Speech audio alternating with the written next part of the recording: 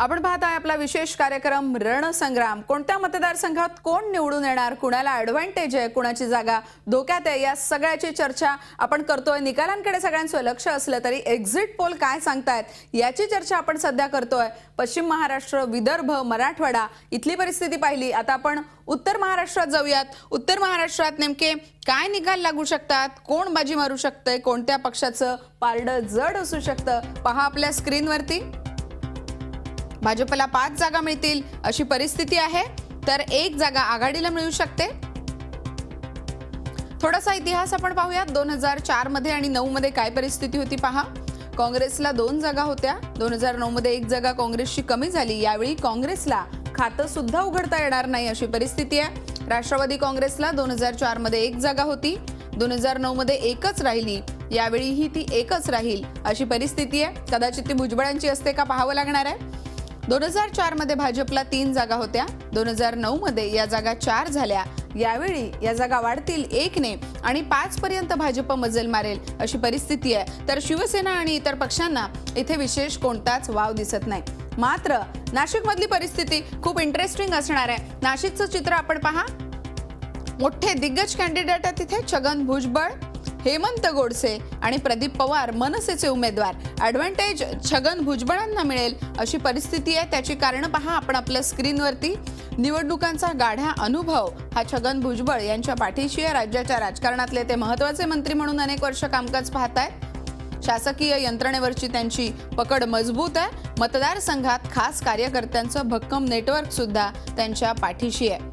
4 वाजेनंतर झालेलं झोपडपट्टी भागातलं मतदान हे त्यांना जीवदान देणार की काय अशी सुद्धा इथे चर्चा आहे। आणि याच सगळ्याबद्दल बोलण्यासाठी आपल्या सोबत आपले प्रतिनिधी योगेश खरे आहेत। आपण थेट नाशिकला जाऊयात। योगेश, खरं तर छगन भुजबळांना धक्का दिला जातो की काय अशी चर्चा नाशिकमध्ये बरेच दिवस रंगली होती। हा धक्का स्वपक्षीयांकडूनच असतो की काय असं सुद्धा ऐकायला मिळत होतं, पण या सगळ्याला भुजबळ पुरून उरताना दिसतात। खरं म्हणजे त्यांचा अनुभव लक्षात घेता ते पुरून उरताना दिसतात असं म्हणणं योग्य होईल। मात्र मोदी लाटेचा जो फीवर आहे तोही नाशिकमध्ये आपल्याला दिसून येतोय। त्यामुळे जी तुल्यबळ लढत आहे ती नाशिकमध्ये आपल्याला दिसून येते। जर एकूण आपण लोकांशी चर्चा केली, वेगवेगळ्या स्तरामध्ये आपण चर्चा केली, तर सगळा जो कल आहे कल हा गोडसेंच्या बाजूने दिसतोय। पण एकूण भुजबळ हे राजकीय आखाड्यातले कसलेले पैलवान आहेत आणि ते इतकी सहजासहजी निवडणूक हातातून जाऊ देणार नाही। आणि त्यांनी जे काही गणितं सगळी केलेली आहेत त्या दृष्टिकोनातून एकूण जी नाशिकमधली परिस्थिती बघता ते निवडून येतील, काही थोड्या मताने निवडून येतील अशी पण शक्यता या ठिकाणी दिसून येत आहे। मात्र गोडसे यांच्याही सुद्धा चान्सेस तेवढेच भक्कम आहेत आणि गोडसे सुद्धा निवडून येऊ शकतात। त्यामुळे इथली जी लढत आहे ती 50-50% आपण असं म्हणू शकतो। पण एकूण त्यातल्या त्यात भुजबळांची अनुभव लक्षात घेता त्यांना आपण ॲडव्हान्टेज देतो। बरोबर आहे, पण शेवटच्या 1 तासामध्ये भुजबळांनी खूप मोठ्या प्रमाणावरती मतदान करवून घेतलं हे जे म्हटलं जातंय त्यामध्ये नेमकं कितपत तथ्य आहे? सुरुवातीचे काही तास हे अडचणीचे वाटले का मतदानाचे भुजबळांसाठी? खरं म्हणजे भुजबळांच्या विकास कामांचा जो काही मुद्दा होता त्या मुद्द्यांना तितकीशी साथ नाशिककरांना यावेळेस दिली नाही असं दिसून येतंय। इतके अनुभवी असलेले भुजबळ यांना खूप फिरावं लागलं स्वतःसाठी। खरं म्हणजे इतकं काम केल्यानंतर सुद्धा त्यांना फिरण्याची गरज नव्हती, पण त्यांना अगदी प्रत्येक कानाकोपऱ्यात त्या ठिकाणी जावं लागलं, आपला प्रचार करावा लागला। आणि 60च्या पार गेलेल्या भुजबळांना उन्हामध्ये 2 वाजेच्या उन्हामध्ये प्रत्येक मतदाराच्या पाया पडावं लागल्या असं म्हणायला हरकत नाही। खरं म्हणजे हे जे सगळं चित्र आहे हे बघता त्यांना सहज विजय मिळणं आवश्यक होतं, मात्र तो तिथं दिसून येत नाहीये। आणि गोडसेंना मात्र सहानुभूतीची लाट जी आहे ती गोडसेंबरोबर आहे। जातीचा कुठेतरी अडसर वाटला का भुजबळांना, की मराठा असल्याचा उमेदवारांना फायदा झाला?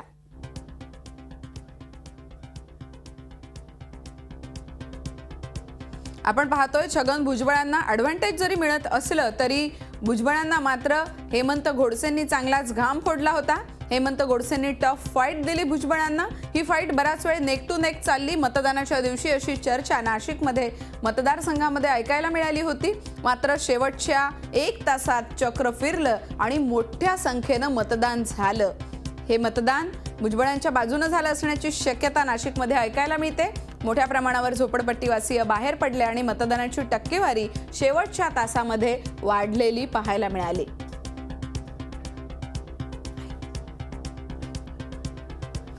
योगेश खरेंशी आपला संपर्क झालाय. आपण पुन्हा एकदा योगेश खरेंकडे जाऊयात. योगेश, काय सांगाल, एक प्रकारे मराठा आणि माळी समीकरण हे नाशिकमध्ये नेमकं कसं पाहायला मिळतंय?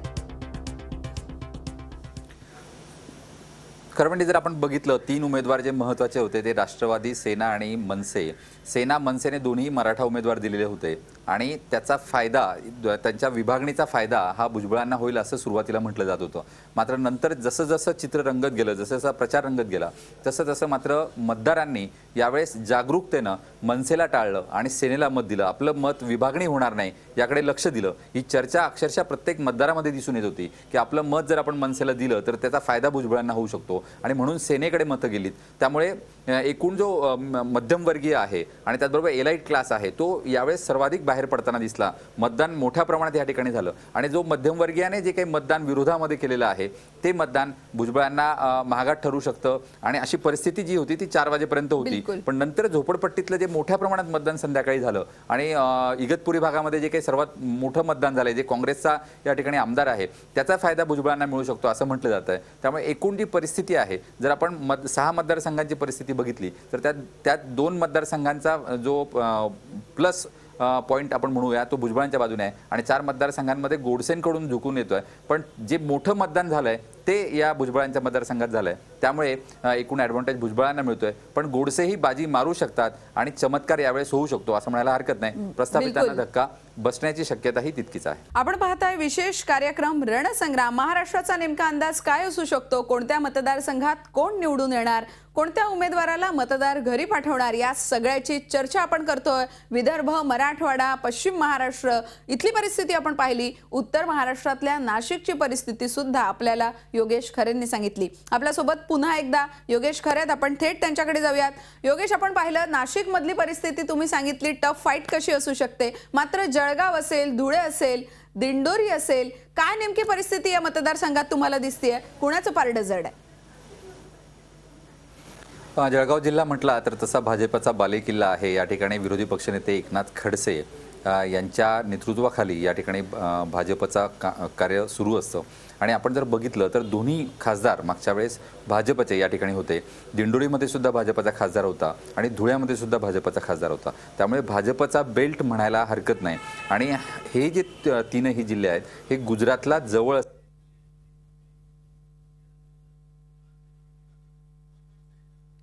हे 3ही जिल्हे जळगावला जवळ असलेले आहेत आणि म्हणूनच एक प्रकारे मोदींचा इथे प्रभाव असू शकतो अशा स्वरूपाची माहिती हाती येते. दिंडोरीमधली परिस्थिती पहा आपण.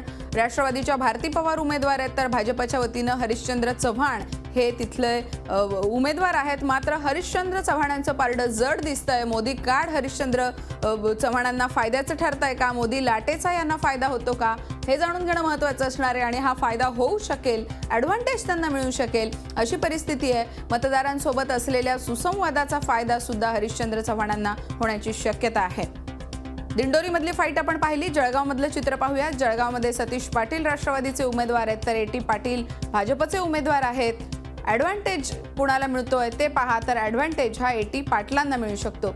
धुळ्यातली फाईट ही अत्यंत इंटरेस्टिंग फाईट होती. अमरीश पटेल काँग्रेसच्या वतीनं उमेदवार होते तर भाजपच्या वतीनं सुभाष भामरे उमेदवार होते.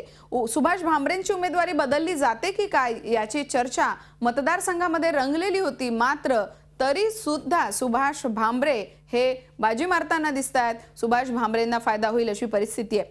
रक्षा खडसे, रावेरमधली फाईट आपल्या सगळ्यांना लक्षात असेल. रावेरची उमेदवारी कशा प्रकारे बदलली गेली. रक्षा खडसेंना भाजपनं उमेदवारी दिली. राष्ट्रवादीच्या वतीनं मनीष जैन हे रिंगणात आहेत. मात्र रक्षा खडसेंचं पारडं हे जड दिसतंय. रक्षा खडसेंनी केलेला प्रचार असेल, एकनाथ खडसेंची सून म्हणून इतके वर्ष एकनाथ खडसेंनी केलेलं काम असेल, याचा फायदा रक्षा खडसे यांना होऊ शकतो. फोनवरून आपला संपर्क योगेश खरेंशी झालेला आहे. आपण पुन्हा एकदा योगेश खरे यांच्याकडे जाऊयात.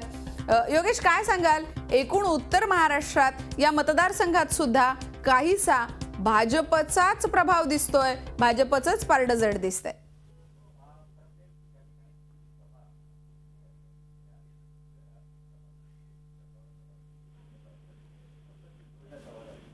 रक्षा खडसेंना नेमका काय फायदा होऊ शकतोय पहा. जिल्हा परिषदेत 2 वर्षाचा अनुभव त्यांचा राहिलेला आहे.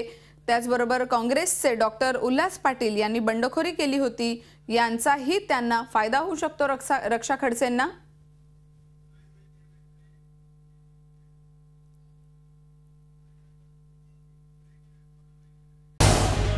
झी 24 तास रहा एक पाऊल पुढे.